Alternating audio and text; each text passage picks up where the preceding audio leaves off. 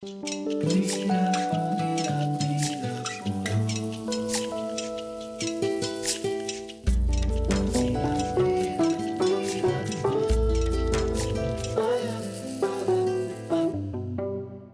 genial poeta maranhense Ferreira Goulart dizia que a arte existe porque a vida não basta.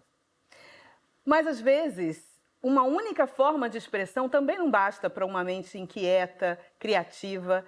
E este é o caso da nossa convidada de hoje, Elisa Lucinda. Querida. Cantora, escritora, atriz, tanta coisa. Conta pra gente qual foi sua primeira paixão. Minha primeira paixão... Ai, primeiro dizer que apaixonada eu tô de estar aqui. Oh.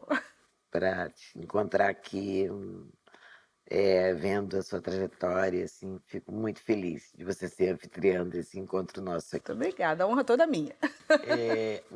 Toda não, um pedaço eu peguei quando eu falei. Mas a primeira paixão foi a poesia, porque a poesia me deu... Eu tinha um espanto, uma coisa assim na vida, sempre tive, tenho até hoje, uma avidez e como é que eu vou dizer? Qual é a palavra? É um impacto que eu acho que a realidade faz comigo, sabe? Eu acho que o que eu escrevo é o produto do impacto do meu olhar com o real. Então sempre tudo me chama muita atenção, principalmente as cores. Então, eu me lembro quando eu era criança, eu ia com a minha mãe numa loja chamada Mundo dos Plásticos, como a gente foi atrasado, né? E eu achava lindo, aí eu sempre queria ir no banheiro das lojas. Aí eu lembro que no banheiro tinha várias coisas, cortinas coloridas, tudo de plástico.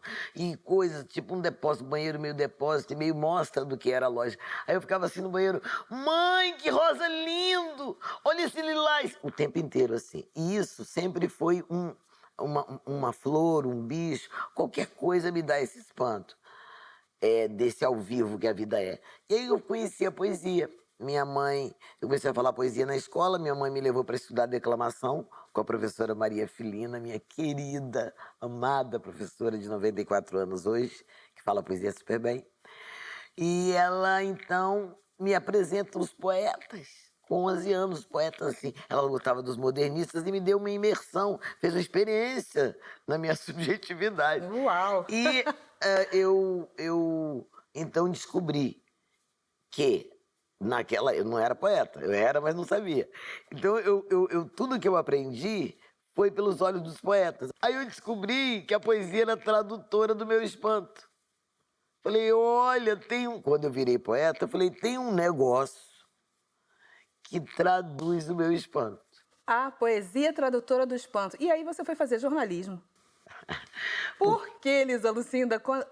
Como foi essa ida para o curso de jornalismo se a poesia era tão forte na tua trajetória? É porque eu não sabia que a poesia era tão forte. Para mim, a poesia era uma coisa de casa. Eu nem sabia eu nem pensei que eu ia publicar. Eu escrevi por quê? Porque na minha casa a palavra tinha um reinado. Era a casa onde a palavra era um reinado. Era a rainha. Valia a palavra. Valia a palavra. Valia mais do que tudo, né? Então, eu sou a caçula. Caçula não. Como meu pai inventou essa categoria, caçula das meninas, porque tem um menino depois de mim, um homem. E aí, ele ficou... Eu já falava em ser atriz, desde criança eu falava em ser atriz. Mas criança fala essas coisas. E quando eu comecei a estudar poesia, eu achei que era um jeito que eu tinha encontrado de encontrar o teatro, que eu fazia recitais, não sei o que lá. E eu fui até 17 anos falando poesia, fazendo recitais. Eu não escrevia. Aí, quando chegou indo para a faculdade com 17 anos, meu pai falou, olha... Eu acho que você não deveria parar com esse negócio de querer estudar teatro, porque eu falava que eu quero estudar teatro no Rio de Janeiro, que era onde tinha teatro. Eu querendo, com 17, falava que queria ser atriz, estudar no Rio, meu pai falava, minha filha, não, mais uma filha, minha irmã fazia medicina, fazia residência aqui. Então, não, filha, fica aqui. Tu gosta tanto de palavra. A escola tinha me chamado meu pai e minha mãe, para prestar atenção na minha redação. Que eu tinha uma redação muito boa. Então meu pai falou, poxa, a própria escola falou, você tem que, minha filha, você vai ficar tão linda na televisão como jornalista, Olha isso. sabe? Já pensou, você é repórter?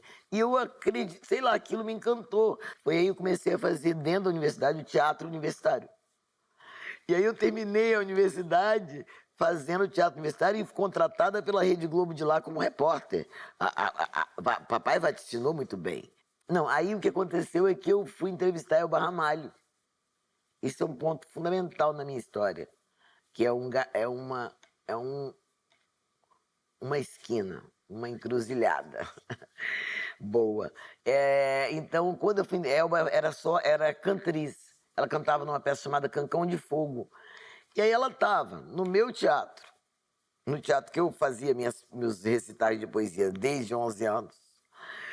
Ela estava lá no lugar onde a gente fazia nossos teatros universitários. E eu era uma entrevistadora dela. Então, quando eu vi ela ensaiando de tarde, que eu vi para poder entrevistá-la, foi me dando muita vontade de estar lá e não estar aqui. E aí eu comecei a chorar, a chorar, a chorar. E aí quando chegou na minha vez, aí lá limpei o rosto, maquiei e entrevistei ela. Aí quando eu cheguei em casa, minha mãe falou, você tinha chorado, né, filha? Eu achei seus olhos muito mareados. O que foi? Eu falei, eu não quero mais dar a notícia, mãe, eu quero ser a notícia. Ela falou, então peça demissão que a gente vai te ajudar. E foi isso. Aí eu pedi demissão da Gazeta e vim para o Rio de Janeiro estudar na Cal e fazer essa trajetória da qual eu não me arrependo, não. Então a senhora não queria ser o bastidor da notícia. Você queria ser a notícia. Uhum. E daí começou toda a tua trajetória aqui no Rio de Janeiro. Mas eu sinto que você tem o Espírito Santo dentro de você. Como esse território afeta o que você faz, o que você escreve, como você se sente capixaba no mundo? Espírito Santo, por incrível que pareça, é um estado moderno. As pessoas são modernas. Eu me lembro de não caber mais lá, mas tinham na minha cabeça, minha ideia de cidade grande, mas tinha uma onda, uma movida que eu sacava naquela época, eu estudava as coisas que depois eu vim estudar aqui, no meu grupo de teatro, a gente estudava Grotowski, estudava Antonin Artaud, nosso grupo de teatro lá no Espírito Santo. Foram as coisas que eu estudei depois quando eu fui fazer Cal.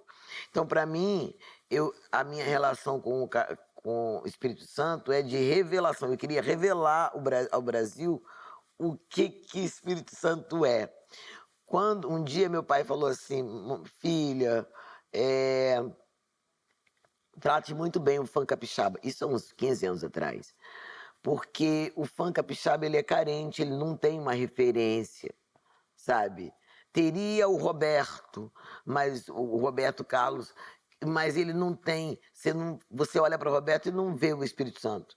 Não é uma crítica, cada um faz o que quer com a sua nacionalidade, é só uma observação. Você olha para Margareth Menezes, você vê a Bahia. Você olha para Caetano, que mora há 50 anos no Rio, você vê a Bahia.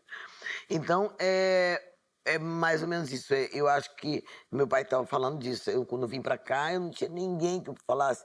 Quem eu amava muito era o Sérgio Sampaio, mas que estava numa outra. Enfim, então eu estou falando tudo isso para dizer que ser capixaba atravessa a minha literatura, atravessa meu canto. Então, deixa eu aproveitar, já que você está falando sobre cantor, eu vejo que a poesia falada, né, ela é a base de muita coisa, de quase tudo que você faz. Você tem uma memória que eu acho simplesmente sensacional para recitar, e aí vem do treino, da infância. E a gente tem uma linguagem que é muito moderna. Você falou que o Espírito Santo é moderno, mas tem uma linguagem muito moderna que é o rap, e que chega numa população muito jovem, numa geração outra. Como é a tua relação com essa nova poesia falada, dos slams, do rap, dessa juventude que oxigena um pouco, né? Eu acho que o cenário, tanto da música quanto da literatura. Bom, eu acho assim, adorei essa pergunta porque assim, eu tenho muito respeito pelo rap. E a camada colonizada da minha cabeça, por um tempo, há uns 20 anos atrás, tinha uma resistência era uma burrice da minha parte, sabe? Tipo assim, até eu entender isso, foi uma educação que o meu filho fez, da revolução que tinha ali. Eu estou falando isso, eu gosto de falar isso, porque é preciso saber que nós temos que nos reconstruir, todos nós.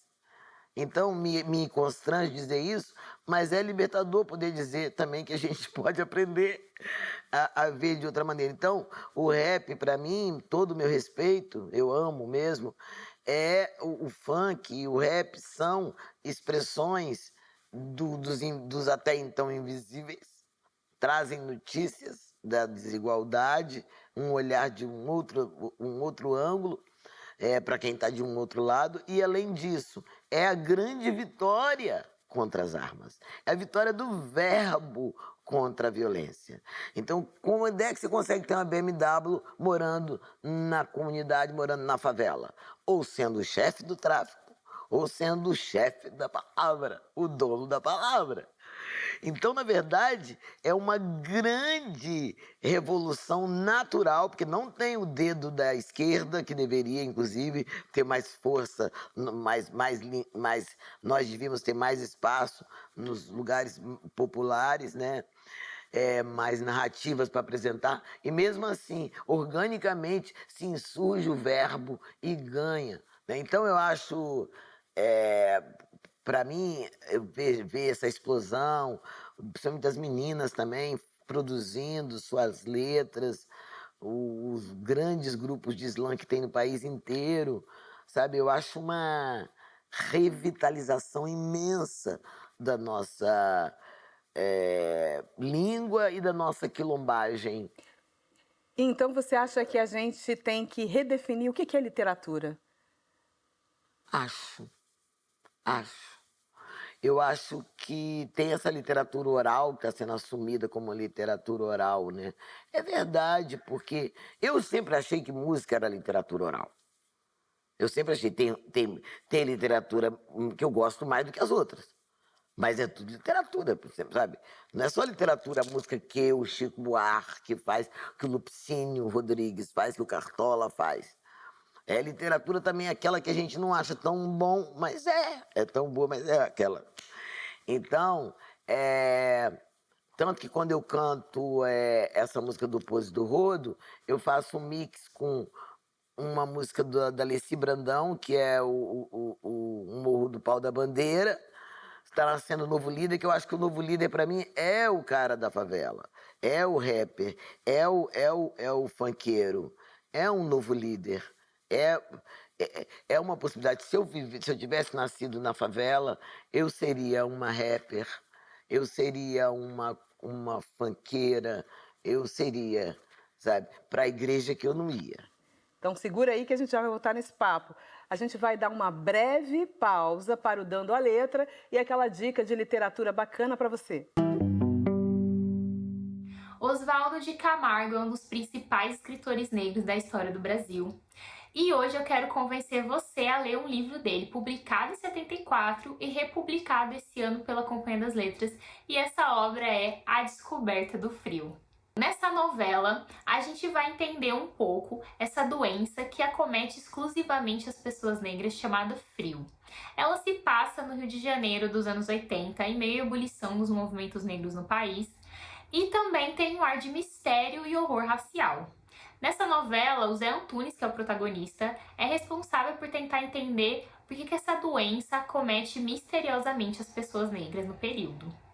É muito interessante que o livro acaba se prendendo nas relações raciais e sociais do país, apesar desse tom de mistério. Se você ficou super interessado em entender a relação com que essa suposta doença chamada frio tem a ver com a experiência racial do Brasil, você precisa ler A Descoberta do Frio, do Oswaldo de Camargo.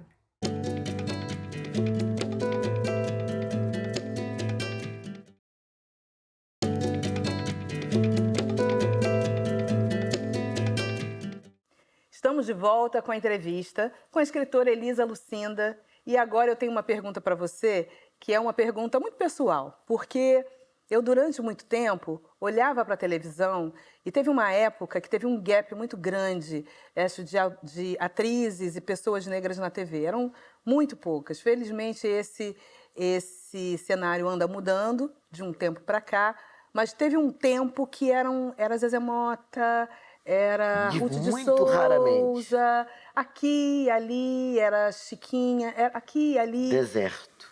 Era um deserto, né? Então eu queria que você falasse um pouco para a gente, e na literatura também, né? Na literatura a gente viu aí teve uma época também as pessoas negras muito sumidas. Então eu queria que você fizesse um breve panorama de como foi esta solidão de estar nesses espaços sozinha, entre aspas, mas sozinha, né? É uma solidão muito... me exigiu muita obstinação e muito foco na esperança de que o pouquinho que eu estivesse fazendo ali transformava. Mas era uma situação de muita...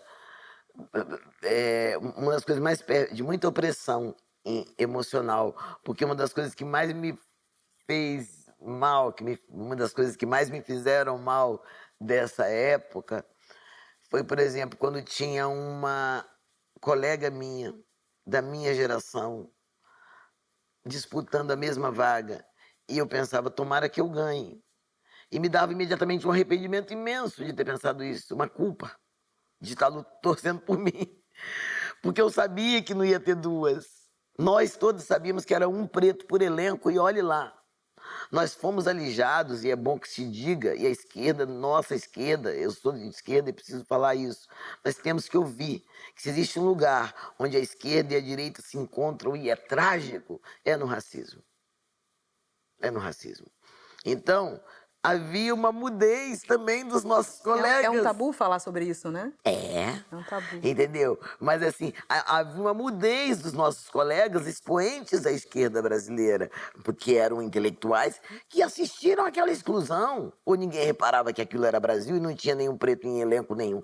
Então os grandes diretores da época de teatro, quando começava a se arrumar, a se ajeitar para fazer uma próxima peça, a gente nem se animava, que a gente sabia que não ia estar no elenco do Nelson Rodrigues, no elenco do Shakespeare, no elenco do Chekhov, que eram os autores, que todo mundo... Então a gente nunca estava. Não era considerado. Um dia a Renata Sorrah falou uma coisa linda, a diva, realmente aquela ali é danada. Ela disse assim, nós ouvimos nós assistimos a exclusão dos negros, a ausência dos negros no audiovisual, na dramaturgia nacional, por anos, e nunca gritamos. Nunca gritaram. Então a gente ficava muito solitário. Quando eu sofri um racismo dentro de uma produção dessa, e sozinha de preto, você ficava com medo de falar, ainda perder essa única oportunidade. Então era uma solidão amplificada por dentro. Isso é muito sério, assim, porque é uma história recente brasileira que é preciso que todo mundo faça essa Você acha que esse terreno está conquistado? Não, tá uma estreia. Eu ouvi perguntas a vida inteira, eu ouvi perguntas de diretores famosos aqui, ligar para mim e falar assim, ô Elisa, eu tô querendo uns pretos aí para o negócio que eu tô escrevendo, onde é que eles moram, os atores pretos? Mas o que eu quero dizer com isso é que a gente agora está vendo, uma epifania aconteceu na cabeça de alguns produtores de elenco. Ampliou, falou, olha que bom que eu posso ter... Porque era muito restrito, assim, se eu tinha uma dona de pousada, uma banqueira, uma médica, o preto não era pensado. E diziam para mim, Elisa, infelizmente não tem seu perfil nesse filme, não tem nada com seu perfil, não tem papel para você. Isso durou tanto tempo que sacrificou muita gente, sacrificou muitas trajetórias. Muitos amigos nossos morreram de depressão por falta de convite, por falta de respeito. Uma mudança de paradigma, né? Mas eu queria que você lesse um trechinho do seu livro, maravilhoso, e depois a gente vai voltar nesse assunto, mas com uma outra pegada. O Correia foi resolver os investimentos fora do país.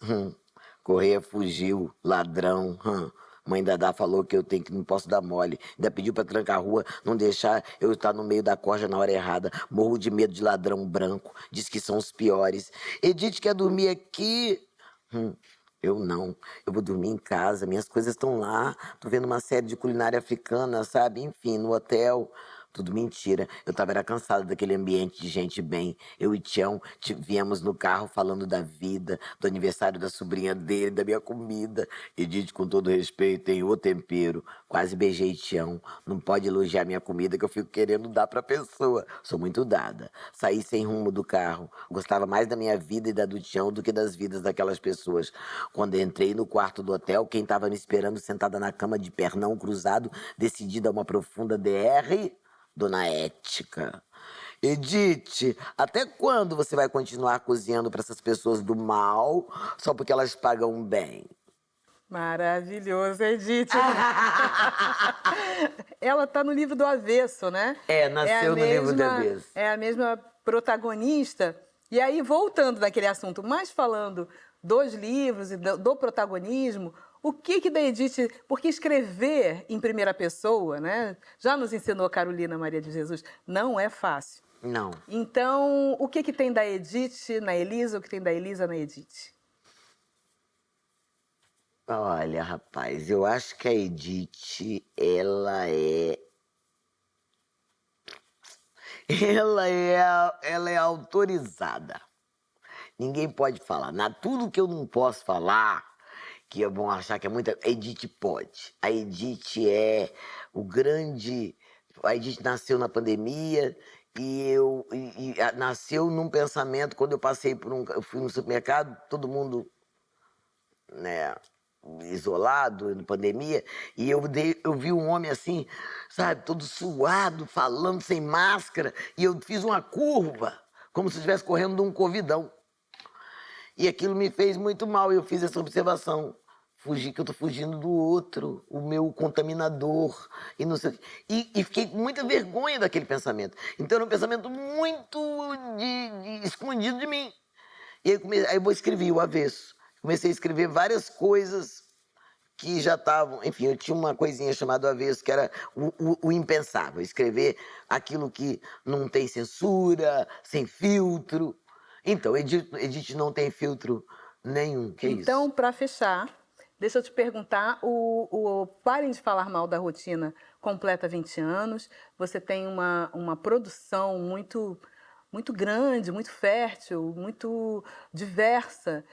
Como é teu processo de criação e o que tem de novo no Parem de Falar Mal da Rotina? É de difícil definição. Porque pode acontecer a qualquer momento e eu estou sempre a postos, assim, nesse sentido, disponível para a onda que vem e tal, uma ideia, uma coisa, um fio que passa. Porque com essa história de ter estudado poesia tão cedo, virou uma lente. Eu escrevo também, não para publicar, depois que eu vejo se eu vou publicar, mas escrevo para poder entender o que está acontecendo, para poder traduzir. Então eu escrevo muitas coisas ao mesmo tempo. Agora eu estou escrevendo um livro, um romance, e estou terminando meu livro de poesia. E vou publicar um livro que já está pronto, que é o Diário do Vento.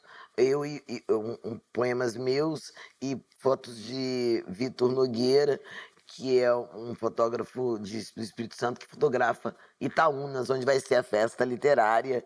Na época, você é uma convidada, você vai estar e vai saber minha segunda festa literária internacional, né, no Espírito Santo. Então, assim, a minha produção, eu estou sempre a postos para as ordens das palavras. Eu amo escrever, não há nenhum sacrifício. Eu não gosto que a gente fala, escrever é um papo, desculpa, eu respeito, mas eu não acho nada disso. Eu acho muito bom escrever, eu adoro escrever, é um prazer, eu escrevo exatamente para isso, não dói escrever, eu escrevo para não doer, é o contrário. Bom, o Parem de Falar, eu queria falar uma coisa, o Fernando Pessoa, que é um livro que eu pouco falei, vou relação ano que vem, é um livro que eu dito muito, eu ditei o livro inteiro. Esse livro que eu mais ditei é esse, Fernando Pessoa, O Cavaleiro de Nada, que é um livro onde eu fui a primeira pessoa, sabe, fazendo Fernando Pessoa em primeira pessoa. Uma autobiografia do Fernando Pessoa. E é engraçado que o Mia Couto, que é uma pessoa que eu conheço e tudo, fazia ostentação, né? O Mia Couto. O Mia, qual? O Couto. Ele ficou tão espantado. Não, ele não vai escrever Fernando Pessoa, a biografia. O poeta não tem biografia, sua obra é sua biografia, como diz o Otávio Paz, não sei o quê. E falou tanto, me desestimulando, mas ele ficou tão espantado com o que ele viu que ele me devolveu com um prefácio. Eu gosto muito de escrever em primeira pessoa, porque você vai, eu gosto de ir nas vozes, você vai nas vozes. E eu acho que o narrador me dá trabalho, que o narrador já é outra pessoa, é muita gente. Eu já tenho os personagens, vou botar o narrador ainda.